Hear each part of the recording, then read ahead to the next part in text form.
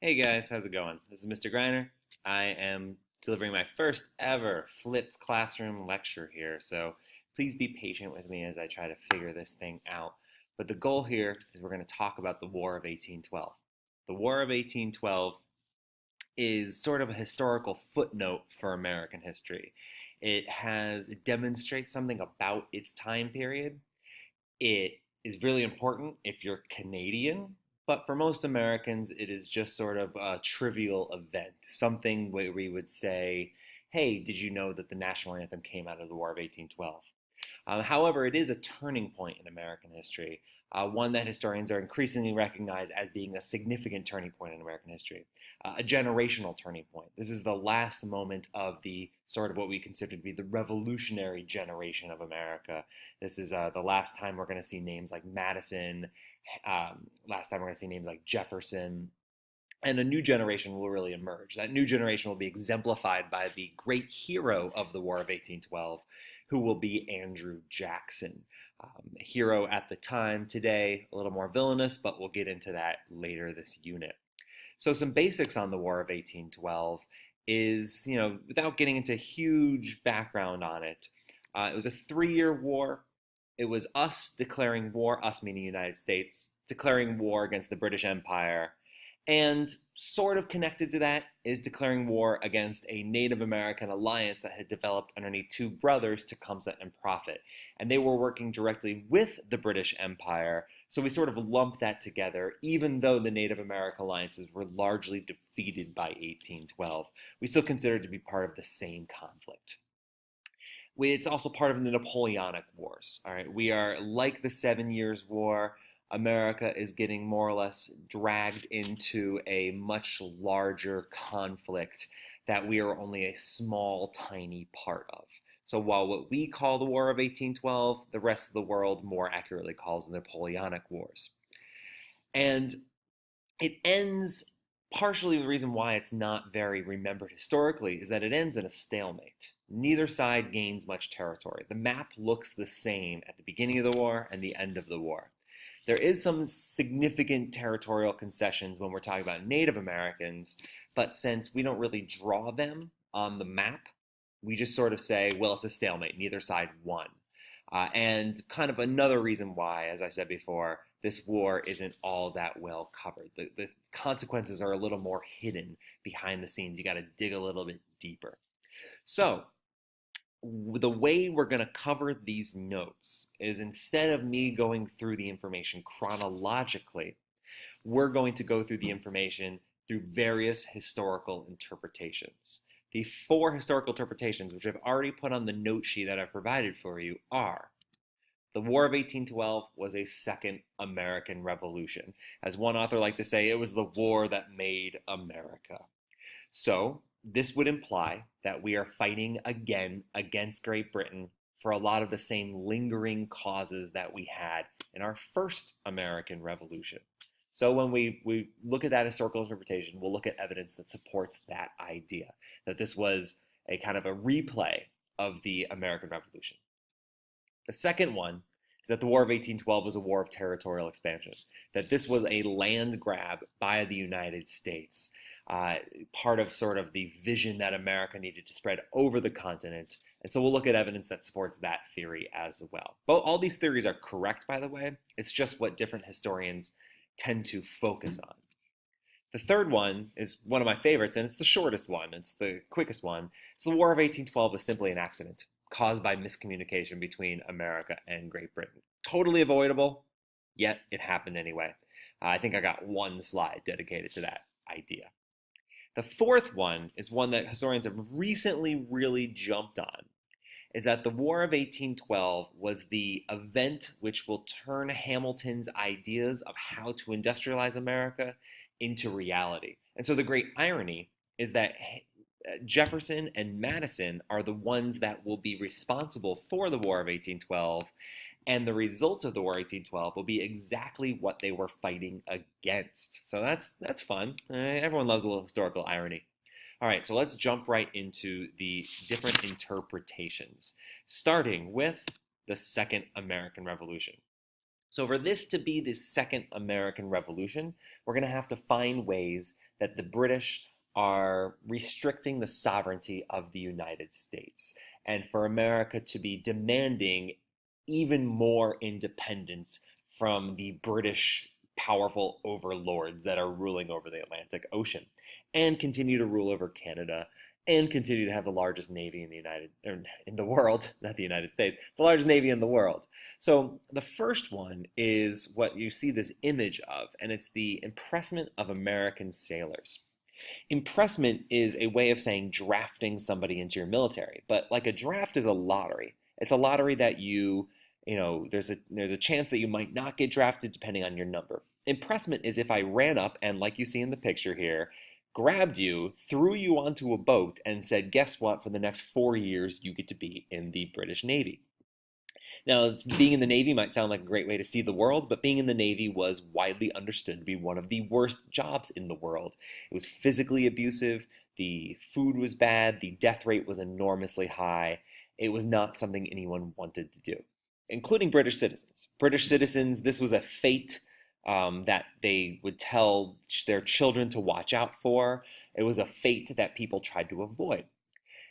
And so the British obviously have a problem. They're in the middle of these huge Napoleonic wars. They need massive numbers of sailors in order to engage in these wars, and yet they can't find anyone willing to be in their navy because it is such a terrible job. So part of this terrible job means that even people who are impressed into the British Navy are going to flee the Navy as soon as they land at any port. And of course, British boats are going to come into Canadian and American ports. So as soon as they land, people hop off the boat, run into the safety of America, and then get jobs on American merchant vessels. So the British, realizing that this happens, begin stopping American merchant vessels, searching for runaway British sailors. These runaway British sailors, though, how can you tell if somebody's British or American? Accents? Accents are easy to fake. So what happens is there are American citizens who are falsely accused of being British runaway naval people. Sorry for the poor language there, the word escaped me. Sailors. And they will in turn be taken and forced. So imagine this. All right, that if Americans today were being kidnapped and forced into a military of somebody else, it would be a story on every news station. It would be something that would horrify people, and yet it was happening. And so rightly we can say that although it seems to only be affecting a few people, it is something that is really offensive to us as a nation that likes to pride itself on being free and independent of British rule.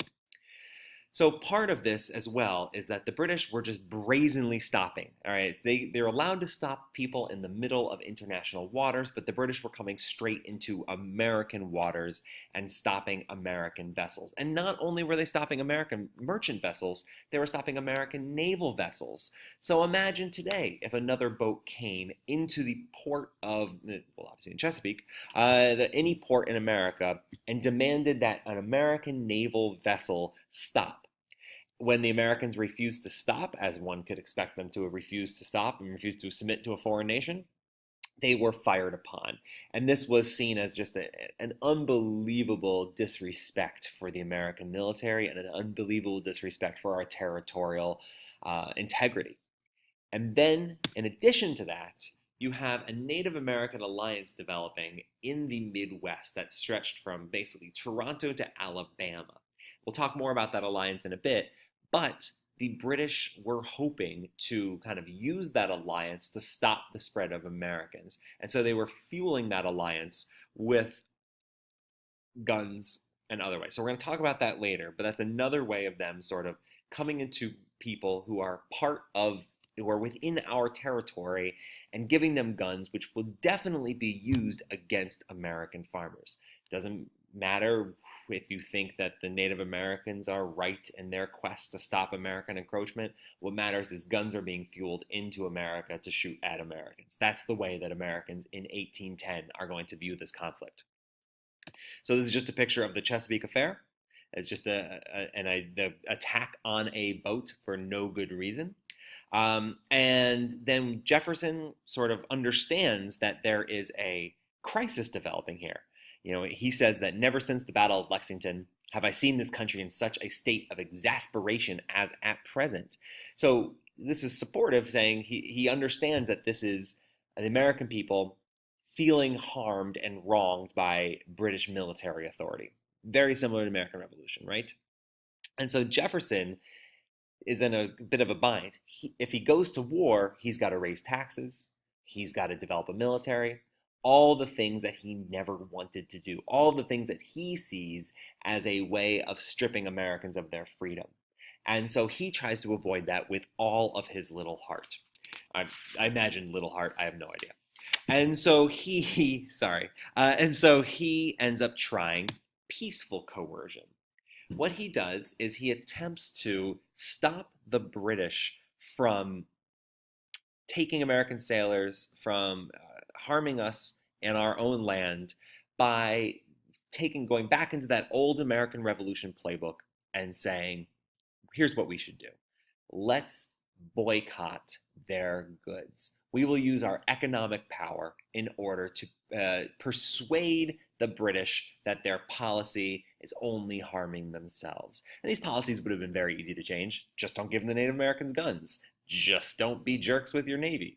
But it does nothing. Right? The only result of the Embargo Act is that we harm ourselves. It is a classic shooting ourselves in the foot scenario. The gross national product, which measures all of the wealth in a country that is produced within that year, was down 5%. That's incredibly significant. In our most recent economic downturn, though it's hard to compare the two because the economies are really different, our most recent economic downturn, we lost about 2 to 3% of our economy. And it was, we had high unemployment rates, you had people losing their homes, on and on.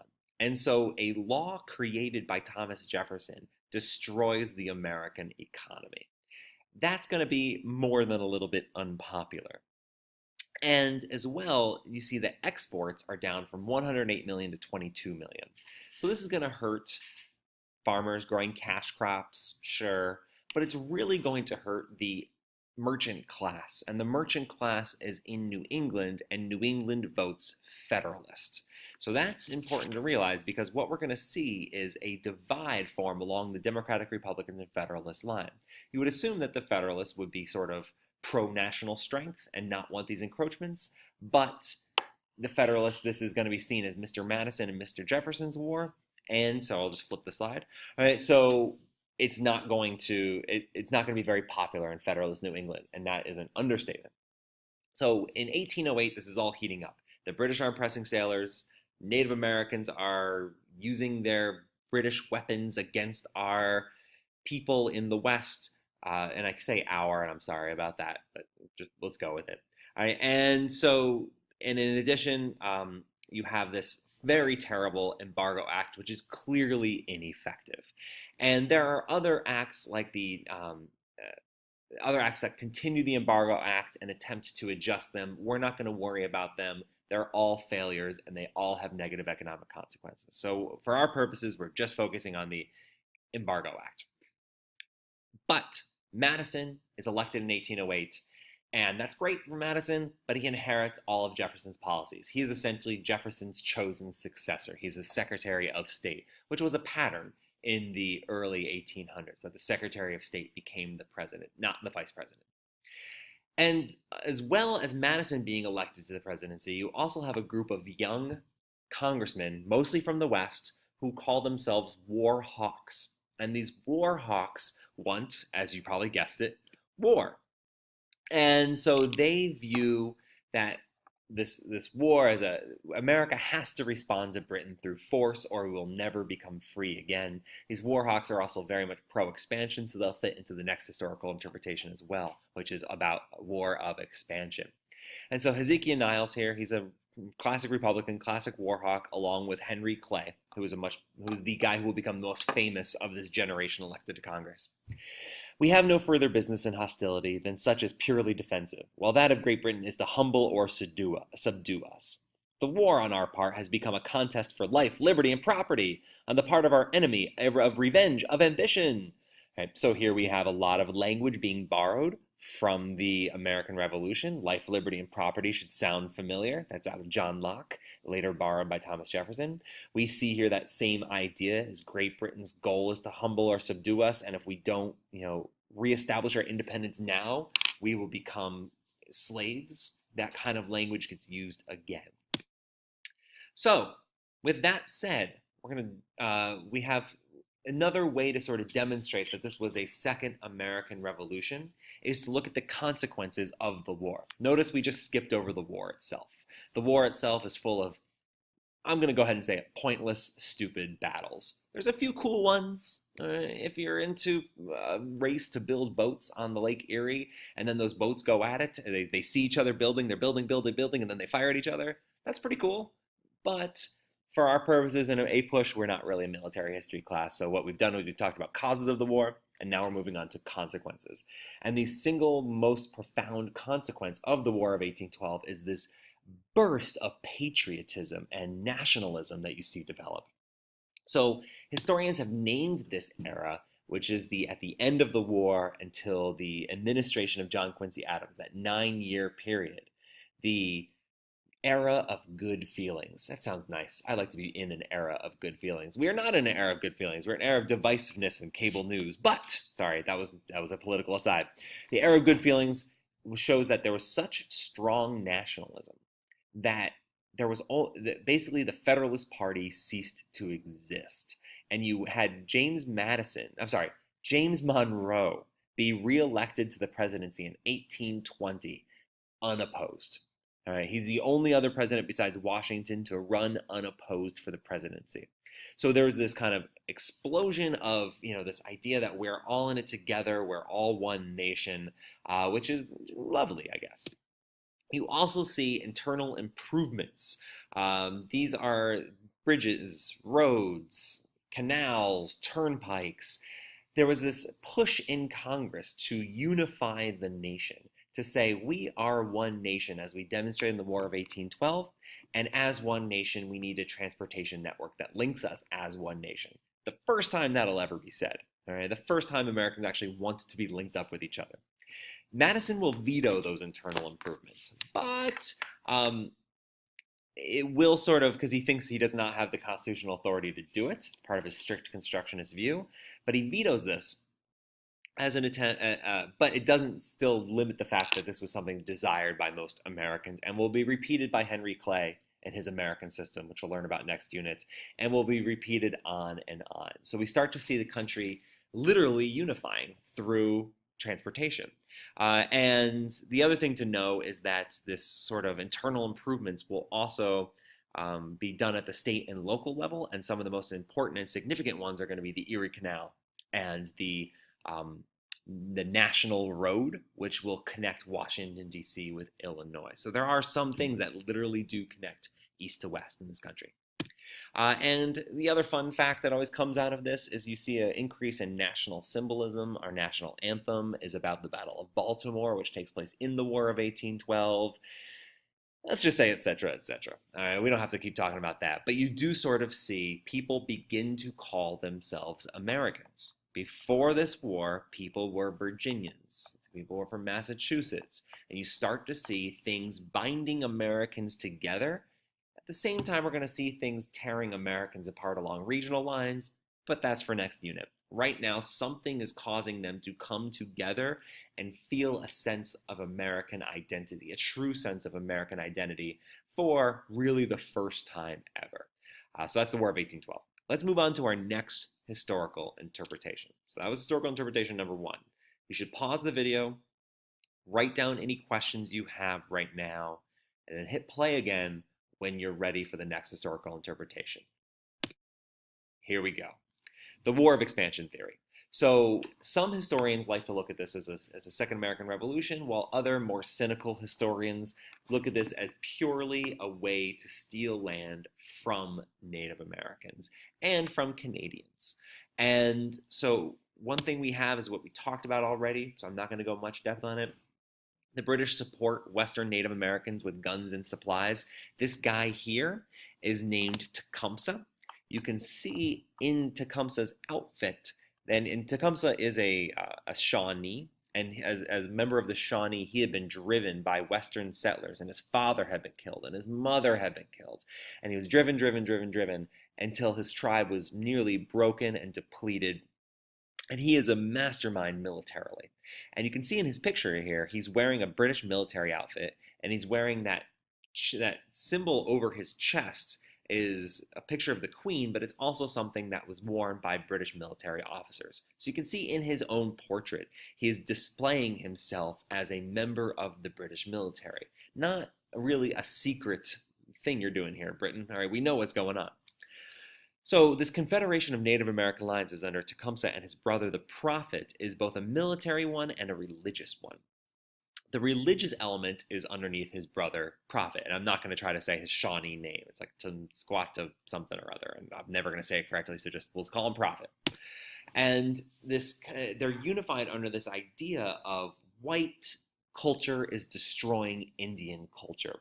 And so Tecumseh is able to go around village to village, Indian village to Indian village, and convince everyone that the white man's ways are killing them. And if they just shun the white man's ways, if they stopped drinking his alcohol, stopped eating his food, and stopped wearing his clothes, which I understand, it's ironic that we have a picture of Tecumseh here in a white man's clothes, but that's neither here nor there.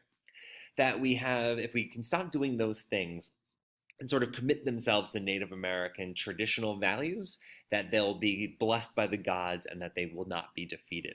And Tecumseh has a moment which many people have done in the past, but Tecumseh, I'm sure, comes up with it on his own. He goes into the village, he breaks a single arrow, and he says, "This is one tribe." He takes 10 arrows, tries to break them, and can't, and says, "This is us united as multiple tribes." It's a very, very attractive message to young Native American men. They flocked to him. They flocked to Prophet Town, which is the name of the Prophet's town, not surprisingly. And you have sort of a pan-Native American alliance. For the first, and this alliance stretches, as we said before, from the southeast to Canada. If this alliance holds, and if it's well funded by the British, it could delay or maybe even prevent American expansion. It could. It's a threat. It's not one that it's not going to work, and it probably wouldn't have worked, but it's certainly seen as a very real threat to those people who wanted to expand west. And those people saw that as their equality of opportunity. And so this image, and I have to apologize, you can probably find where somewhere in this image it has been more or less changed by a modern person, but this is the best one I could find. And so you have here Native Americans scalping American soldiers. That's an American military outfit that is being stepped on, handing the scalps to John Bull, and who's saying, bring me the scalps, and the king, our master, will, oh, I forget what that says, will, help you, will give you things. Just go with that, guys. All right, and the best friends forever part, that was obviously added. And so these sort of images would inflame and enrage Americans and say we need to take that land from the Native Americans who are slaughtering us and scalping us and giving them directly to the British. So we have here a war of expansion. We've now linked British policy and Native American policy together. They are an alliance. The war of expansion will attack both of these alliances. So one way to support this theory of the war of expansion is that it is in fact mostly supported by Southerners and Westerners. New Englanders do not support this war. That might be for political reasons, or it might be because they don't see any benefit to expanding into Canada or expanding into the Ohio Territory. For them, there's no economic benefit, so there's no support for the war. Southerners and Westerners, on the other hand, will gain cotton-growing land and farmland, and that's what they want. There are 3 separate invasions of Canada. 1, 2, 3. We invade Canada 3 times, and each time we are repulsed. I would like to say that that's because of the military prowess of Canadians, but it's actually because of the military incompetence of the American military. They had state militias fighting alongside the American military. People from the state militias refused to leave their states, so you ended up with these disorganized invasions, which are easily repulsed. Doesn't stop the fact that we did try to invade Canada and take over their land. And The most successful part of this war was the crushing of the Native American alliance. Prophetstown was burned by William Henry Harrison after the Battle of Tippecanoe. That he will become president because he was so famous for this, and much later, but he will become president. He's the guy who dies after a month as being president. Doesn't matter, keep going with it. And you also have Tecumseh being killed at the Battle of the Thames, which you can sort of see on that map. So when Prophet and Tecumseh are killed, the alliance falls apart and it is gone. Native Americans will never again become a threat in that way. From here on out in American history, 1815 on, we're going to see individual tribes be sort of rounded up and pushed onto American reservations, onto some of the worst land in America's territory. Never again will we see multiple tribes coming together into a major alliance. You do sort of see that with the Sioux and the Lakota and the Dakota, but that's much smaller scale than what Tecumseh was trying to do. Tecumseh was brilliant. If he hadn't died, who knows how American history would have changed or how Canadian history would have changed. So the other thing is that to support this war of expansion, if we looked at the actual battles themselves, which I think really does support this war of expansion, United States troops went in and burned down the city of York. Today we call York Toronto. In retaliation, the British decide to burn down Washington, D.C., which wasn't very much of a city, but it did have the White House. And so the British, in retaliation, do burn down the White House. Another one of those great sort of trivia moments. James Madison flees, Dolly Madison stays and gathers art and gets it out of the town. Basically, Washington, D.C. was totally undefended, and the British just went in, burned the place, had dinner, and left as a way of saying, you burn down our stuff, we burn down your stuff. So how do we know that people at the time viewed it as a war of expansion? How do we know that this isn't just historians taking a look back and sort of making things up? Well, the Federalists in New England, their major criticism of this war was that it, in fact, had changed. That while the war had originally been about the impressment of sailors, and while the war had originally been about sort of the seizing of American merchant vessels, now all of a sudden we're invading Canada. So Boston Mayor Josiah Quincy, sort of the greatest Boston mayor, if you ever want to do any Boston history, says, how will an invasion of British Canada protect commerce upon the ocean? How are our mariners benefited by a war which exposes those who are free without promising release to those who are impressed? Harry's saying, wait a minute, how does this war help those sailors who've been taken? But it is said war is demanded by honor. If honor demands war with England, what lulls that honor to sleep over the wrongs done us by France? On land, robbery, seizures, imprisonments by French authority. At sea, pillage, sinkings, burnings under French orders. These are notorious. Are they unfelt because they are French? So here, it's sort of an old Korean saying, which is, in the battle between whales, the shrimp gets swished. In this case, the whale was England and France, the whales. We are the shrimp. And so France is doing a lot of the same things to us that the British were doing. Yet we're making this war about England and not about France. And Boston Mayor Josiah Quincy is calling their bluff. And he's saying this has nothing to do with impressment. Impressment was an excuse to steal Canada. We don't steal Canada, it's not successful, but that's his criticism. And so we know people at the time were leveling this claim. So connecting with this, although I do want to cover this and it sort of fits within this historical interpretation the best, the Federalists become so enraged by these policies, feeling like Jefferson and Madison now because he's the president, have so sold out the New England territories, have so truly harmed New England, that through his economic warfare and through his war of expansion and through his high taxes to pay for the war, that their best bet is to secede from the Union. And so we're going to see a couple claims to secede from the Union through American history, and this is one of them. In the cartoon, you have there the New England states, each being mocked as being overly pious and overly conservative, and they're all trying to jump down together into the embrace of King. I can't remember the king. Is that King George III? Sorry, let's go with it. All right, into the embrace of the king.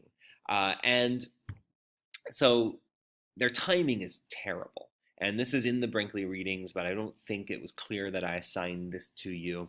Their timing is terrible. when they do it right at the end of the war, right as America sort of miraculously gets out of it and wins. And we can talk about that a little bit later when we talk about the accident.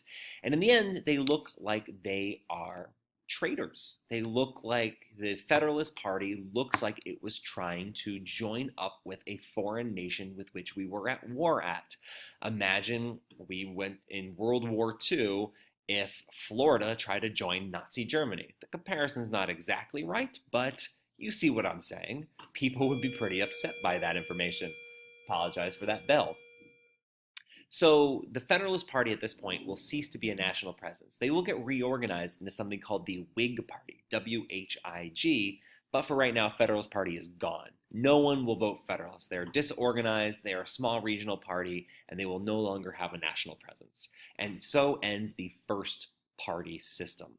The second party system will be at the end of the era of good feelings, and that'll be the Democrats versus the Whigs. And we'll talk more about that next unit. So the third interpretation, this one's pretty easy. The war was a big, as we call when I was a kid, an oopsident. The British policy of impressing our sailors, they heard our protests and they changed their policy.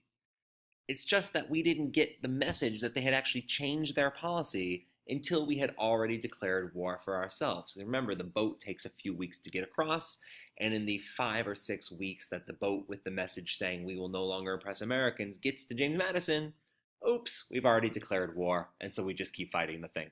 All right, another complaint of the Federalists, that this war was originally about impressment and honor, and now that isn't even a reason to be fighting in the first place.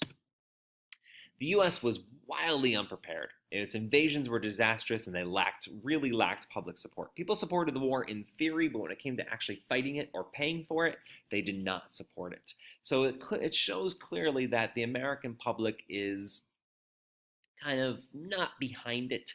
And we could say that this war was something that we just sort of stumbled our way into rather than really desired or needed as a nation. And the very last one is that the war ended in 1814, all right? But there's a battle, a famous battle, called the Battle of New Orleans, in which a guy named Andrew Jackson defeats the British. I highly recommend listening to the song. It's called The Battle of New Orleans by Johnny Horton. It was a #1 hit in 1961. I will not sing it for you. But Andrew Jackson is in New Orleans. The British have occupied New Orleans, and so he goes to drive them out of New Orleans, and in the process wins this sort of miraculous battle in which very few Americans are killed, lots of British are killed, and it seems miraculous. And so it's this kind of amazing military victory. And so Andrew Jackson, even though he wins his battle, after the war is over, the battle was totally unnecessary. The British would have left anyway. He becomes the symbol of American national identity. And he will be sort of drafted into politics. He had already been in politics before. Governor of Tennessee, he was in the Senate, Jefferson knew him. But after the war, he would become sort of the natural choice for president. It'll take 10 years before he becomes president, 12 years before he becomes president, but sort of his name gets synonymously linked. So here we have, had this battle not taken place, or had they just had a telephone, this individual who has such an unbelievably huge significance in American history. He's on your $20 bill. This guy would have never been president had it not been for the fact that he attacked a bunch of guys, but he did not need to. And that's the other thing that went with the sort of Federalist idea. The Federalist argument is that the war will end at the same moment. Sorry, let me back up.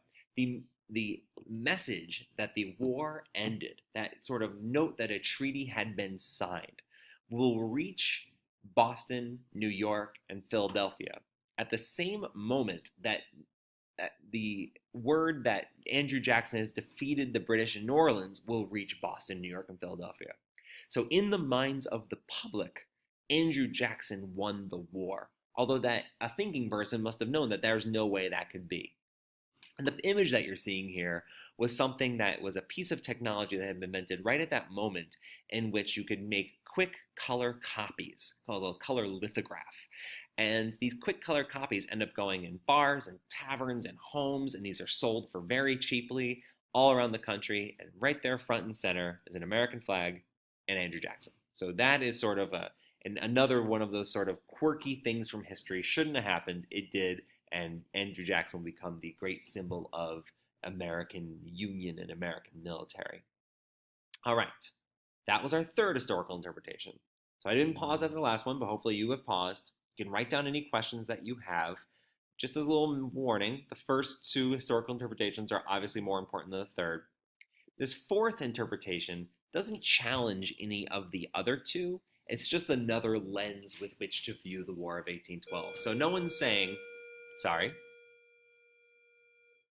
no one is at all saying that the War of 1812 was not the American Revolution or was not a war of expansion. Both these things are correct. But the war is also, and historians take a look at this today, had an economic consequence for America. So the embargo, which that cartoon is making fun of the embargo, the turtle is preventing it from trading, and he says, "Oh, this cursed, oh, grab me." If the clever ones among you will realize that that is embargo spelled backwards. But the embargo and the war demonstrates that an economy based solely on international trade is obviously unstable, something that Hamilton knew right from the beginning. And so you see exports collapse from 1807 to 1815. This means you got tons of Americans, many of them still have money, and they are demanding goods. They still want cloth, they still want manufactured goods, they still want all sorts of things. So how are they going to buy those things? Americans are essentially going without these things for a period of a few years. And so what you end up seeing, and this is deeply important, is that the New England merchant class will realize that there is a money-making opportunity here. Right? They are not making money as merchants. Their traditional, triangle trade is no longer getting them the money that they want. So they start investing into factories. And the one on top is an image of the Waltham factory. That factory still exists today. You can go see it. But the Waltham factory was the first fully incorporated textile factory. Textile, of course, is cloth. And British were already cloth producers. There had already been some small factories opening up, especially in Rhode Island, and like Pawtucket, Rhode Island was the site of the first real factory in America. But that just spun wool into thread. This is now going to take rough wool and cotton and turn it into a usable cloth. This is something that women typically did in the household for 6 to 8 hours, not kidding, every single day. In doing it for 6 hours every single day, you made one shirt every 6 weeks. So clearly this is a product that people are tired of making all by themselves and would love to just go to the store and buy and free up 6 to 8 hours of their day every day. Could you imagine? All right, and so what you're going to see is, the first time, a large-scale investment into textile factories. And we'll talk more about that next unit, about how that process actually gets developed and how America is going to create these textile factories in a way that's going to try to avoid the same mistakes that England made in its industrialization. And we will try to avoid them for a very short amount of time. The next thing, these are the two major entryways into industrialization. Textiles end up creating complex machinery and a complex system in which will be copied by other industries. Guns are equally as important because to make a musket was an incredibly skilled activity, incredibly hard to do. And if a musket broke, a piece of a musket broke, you threw the whole thing away because it was made by a craftsman and he was more or less eyeballing it. It was fitting pieces, designing pieces to fit together based on what he had. And so as a result of the increasing military buildup, you have the government say, we need 10,000, 15,000, 25,000 identical guns. And whoever can build 10, 15, 25,000 identical guns will earn this enormous government contract. So Eli Whitney, the inventor of the cotton gin, gets a lot of credit for interchangeable parts. It wasn't him, but there was lots of different people working on this system. And this idea of the interchangeable parts system becomes kind of central to American manufacturing. It's what makes us different than England, besides waterfalls and the other things we'll talk about. And we are really pioneers as a nation on interchangeable parts. And guns are perfect because what they allow you to do is these are very, you do not want a gun to break. If it breaks, it blows up and your face explodes. So what you need is a very well working metal pieces, which are incredibly hard to do by hand, as well as the gun stock, which is the wooden thing on the back, also hard to do by hand. Every piece on there is hard to do by hand. So the technology that will develop in order to make each of those interchangeable parts, and what you're seeing there is an image for an 1835 Springfield musket, the technology that we developed will be copied in every other industry, and it was open to everyone because these were government armories in Springfield, Massachusetts, and in Harper's Ferry, Virginia. Those two government armories were producing this technology and allowed anyone to come in and view the technology and figure out how they were doing it. And so the people would come, they'd learn, they'd go back and they'd make clocks, cash registers, sewing machines, on and on, and agricultural equipment using this technology. So out of the War of 1812 comes a demand for British cloth that cannot be met and a demand for guns. And those two high demands will create new investment, both by private citizens and by the government, into industrial techniques. So, it's going to take off quickly after that point. What had been slow, kind of some investment, will kind of quickly become what we know as the market revolution. And then finally, we have transportation networks. As we said before, the Internal Improvements Bill was vetoed by Madison on constitutional grounds, but you start to see state and private companies begin massive investments. And this is the era of the canal boom. There are turnpikes. The turnpikes go along Pennsylvania and they connect cities through this way. I hope you can see my arrow. But you also have the Erie Canal, definitely the most important transportation project of the pre-Civil War era. The Transcontinental Railroad and the railroads will quickly surpass it, once they start to develop. But in the 1820s and into the 1830s, it is canals. And if I can get my mouse back, here we go.